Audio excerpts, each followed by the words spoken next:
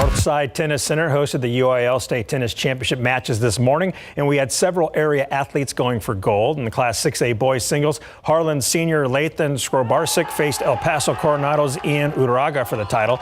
They traded the first two sets 6-1, 2-6, and Lathan led 5-4 in the final set. Down 30-love, Lathan won 4 straight points to break Ian's serve and win the set 6-4 and the match 2-1. This is the first state champion in Harlan High School history, and it's the second straight season a San Antonio native has won the 6A boys singles title.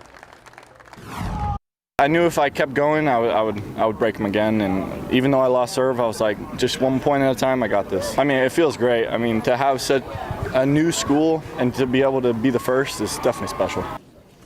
In the Class 4A boys doubles title match, Bernie's Sam and Jess Gonzalez faced a pair from Kaufman, and the Greyhounds were in complete control from start to finish. Gonzalez brothers win it 6-3, 6-4. Sam has now earned 4 state medals, while Jess has 5, counting their accomplishments in team tennis and soccer.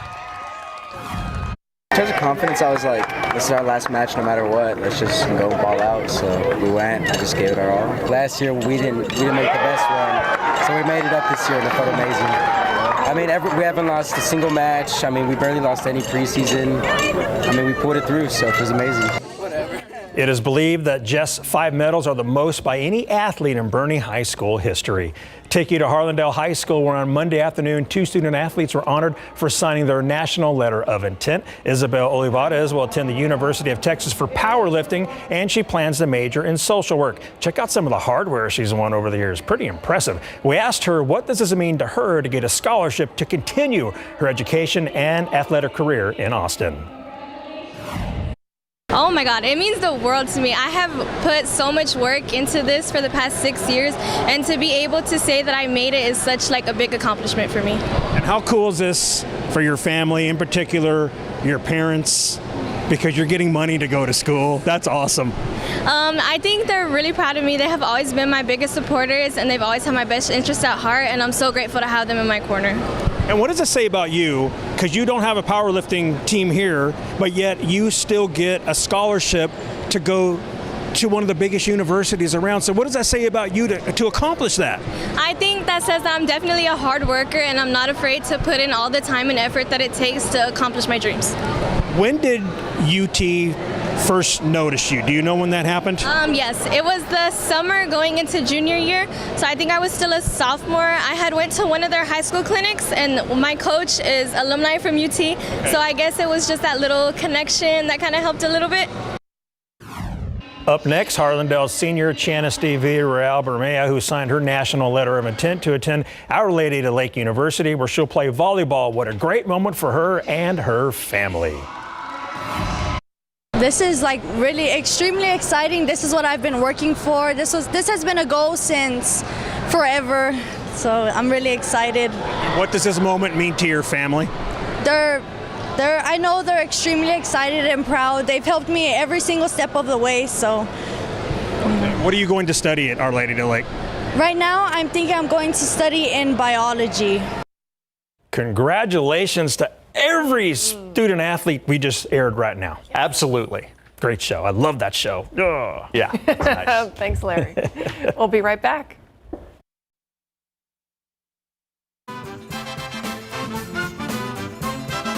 All right, we are, about halfway through? Can you believe it? Fiesta week? Already? It just started. I know. Yeah, well, there's still a lot of stuff going on, including medal giveaways. Let's go back to Sarah Spivey and Mia Montgomery. Yes, it has been, I would say, a very successful medal giveaway here at Bob Mills. Don't mind us. We're just kicking our feet up on a very, very comfy couch. I wish y'all could have seen our awesome producer, Alexis, earlier. She was just full on comfortable, but it's been great. It's been great to be in the air conditioning here at Bob Mills. And with us, we have Louis. He's the sales manager here at Bob Mills. Louis, this has been a great experience for our KSAT viewers. Can you tell us why Bob Mills is the best for your furniture needs? One of our core values here at Bob Mills is everybody's family, and I feel like we really increased our family today. We had a lot of people come in that maybe hadn't been in before and got to see just what we're all about, and it's been great. It's been a lot of fun. I'm new to San Antonio, and it was a great welcoming for me too. What a great town, what a great event, and I'm looking forward to living here now and being a part of the Bob Mills family. Absolutely. Give us a Viva Fiesta. Viva Fiesta! That's very good. Hey, If you missed out on the medal giveaway today, Adam Caskey's got a medal giveaway tomorrow at Legacy Park. The line starts at 4. The medals are handed out at 6. For now, from Bob Mills, let's toss it back to you guys. Thank you, Sarah. Can you find out where Bob Mills gets his suits? I know. Kind of curious about that. That's a question we ask a lot here. Yeah, yeah. He's got quite the wardrobe. Inquiring minds. Yeah. All right, Fiesta full of amazing events bringing people together from all walks of life. And what started as a small carnival for people with disabilities has grown into multiple events and an entire royal court. It's made up of a handful of kids and young adults with special needs, like 14-year-old Sophia. My daughter's amazing. My name's Sophia, and I'm a special queen. We would prep her. Okay, you may not win to be queen. You may be princess. And she said, no, I'm not going to be princess. I'm going to be the queen. And I'm like, okay, well, you're going to have to work hard on it. As you can see, Sophia has no fear. She's like, vote for me. And she would hand out her little card. And she's like, vote for me, vote for me. And they would be like, why? And she would say, because I want to help the people in wheelchairs to go to Fiesta. Prior to the accident, as a parent, I never thought about that. We were in a car accident in the year 2019, and Sophia suffered a TBI, traumatic brain injury, and a right brain stroke. We were in the hospital 101 days, and when we left the hospital, they told us she would never eat again, talk again, or walk again. To have a doctor tell you that your daughter would never be the same again was one of the hardest things we had to hear. But we knew deep down inside that my daughter was going to do it. Before this, she was a very bossy little 10-year-old girl. She was a people person. She always volunteered to do things with people. Fiesta was one of her favorite things to do. She was born and raised on Fiesta. What's your favorite thing about Fiesta?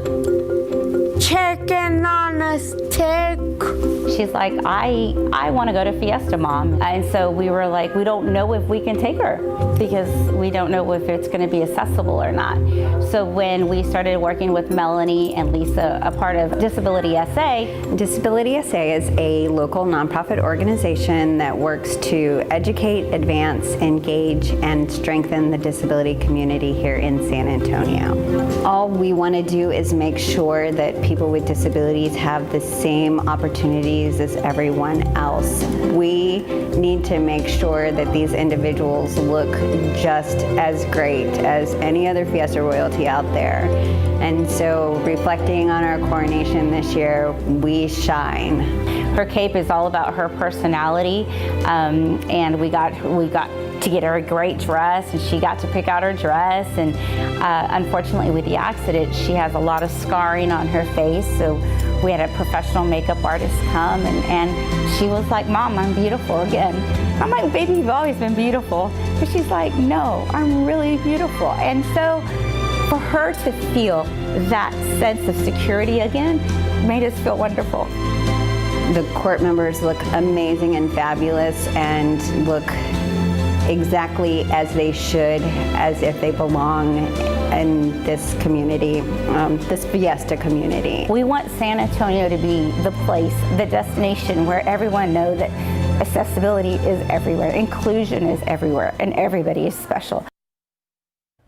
All hail Queen Sophia. Yes, indeed. Love that story. All right, for more information on the events happening, the rest of Fiesta, scan this QR code on your screen, and that will take you to our KSAT Fiesta homepage. You're going to see events, schedules, parking information, how you can watch all the parades. You can also see how to get tickets to our KSAT Insider after parties and Insider before parties. Lots of parties. Lots of parties. KSAT during parties. All kinds of insider parties. We'll be right back. Come party. Throughout parties.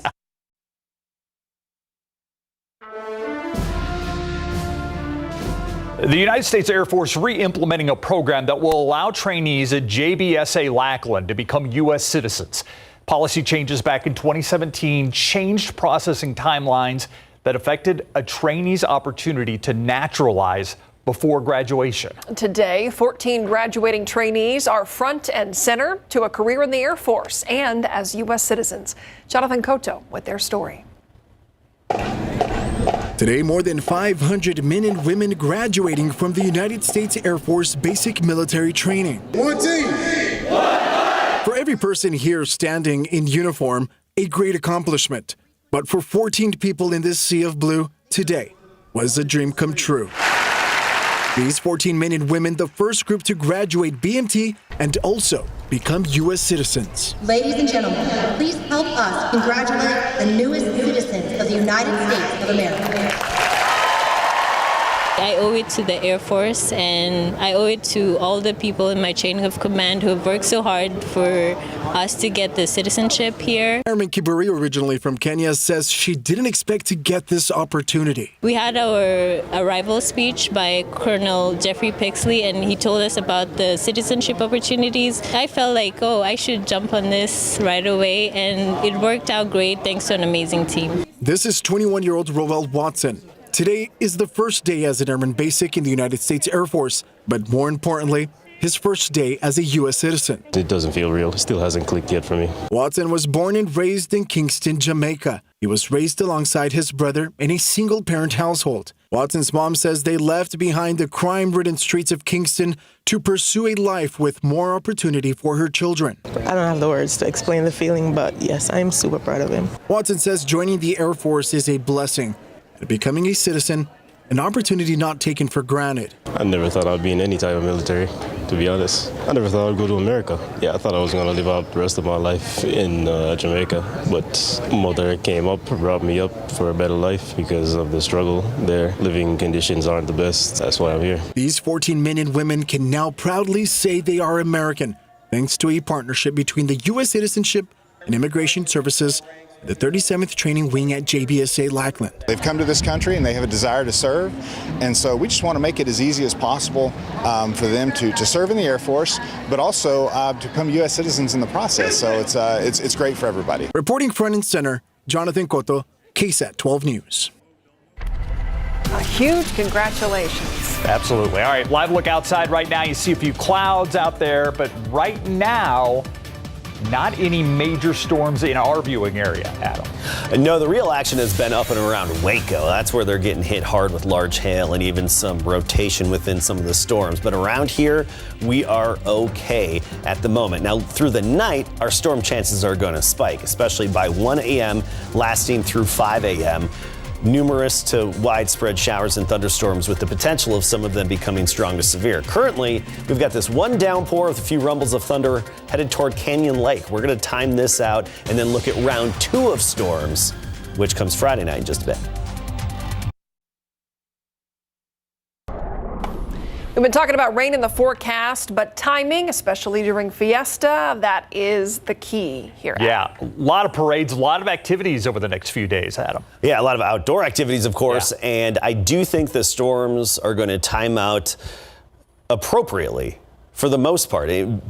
They'll mostly be at night. Round 1 is tonight, and then round 2 comes tomorrow night. Straight line wind gusts of 60 to 70 miles per hour can't be ruled out, and large hail is a possibility. Those are the 2 primary threats with the 2 rounds of storms on the way. Fiesta Parade. Weather looks dry and pleasant. Looks okay. All right, take a look at our storm chances. First of all, tonight into the early morning hours tomorrow, we're looking at 60%. So fairly scattered to widespread, or numerous, you could say. And then we get into Friday night and early Saturday. But as early as 10 p.m. Friday night, we could have some of those stronger thunderstorms developing and then becoming widespread and numerous through Friday night on into early Saturday. Otherwise, our forecast is looking dry. This is that 20% we were talking about earlier today.